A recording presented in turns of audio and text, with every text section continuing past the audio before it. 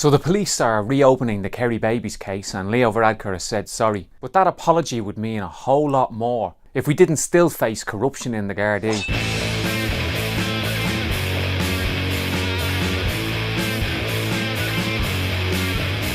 So back in 1984, the body of a dead baby was found on a beach in Kerry. The cops, motivated by their inherent conservatism and by Catholic values, decided that a witch hunt of single women in the area was in order. Joanne Hayes was a young woman who happened to be sleeping with a married man. She had got pregnant and had given birth on her farm. Considering how conservative Ireland was in the 80s, she panicked and the family hid the body of the baby girl on their farm. Another young woman, Anne Lovett, had just died in Longford while giving birth. The conservatism inherent in Ireland at the time made these women feel so much guilt and shame. They had no choice in Catholic Ireland but to take these unwanted pregnancies to term. Because Joanne had been pregnant and the Gardaí were looking for someone who'd kill the baby, they decided to stitch her up. They were going to make her confess. A heavy gang of detectives was sent down from Dublin. As Joanne Hayes herself said, the detectives from Dublin came in. They were roaring and shouting, and one of them slapped me across the face twice. I was crying the whole time. I was really frightened. Eventually, this poor young woman cracked. Horde and her family confessed to killing the baby on the beach, even though they did not do it. Blood tests later showed that the baby on the beach could not have been Joanne's. But the cops wouldn't stop.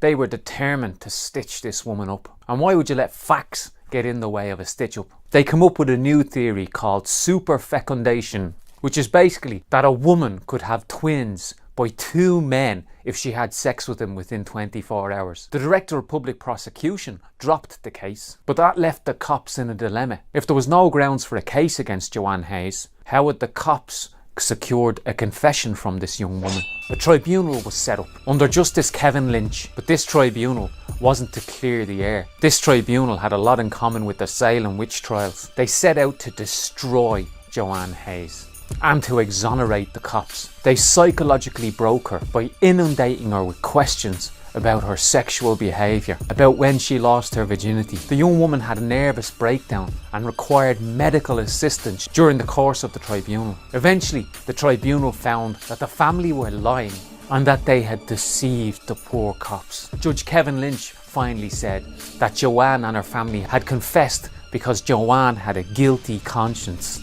Judge Kevin Lynch went on to become a Supreme Court judge, and when he eventually died and was buried, the president sent someone to see him off. The state, the church and the judiciary conspired against this young woman. It was only the ordinary people of our community that turned up outside the tribunal with placards saying Joanne was innocent. But the issues faced by people in the 1980s, the corrupt Gardaí, conservative Ireland holding back the rights of women and oppressing them, a corrupt judiciary and a corrupt state defending a conservative status quo. We still face those things today. That's why Leo Varadkar's sorry to Joanne Hayes doesn't mean very much.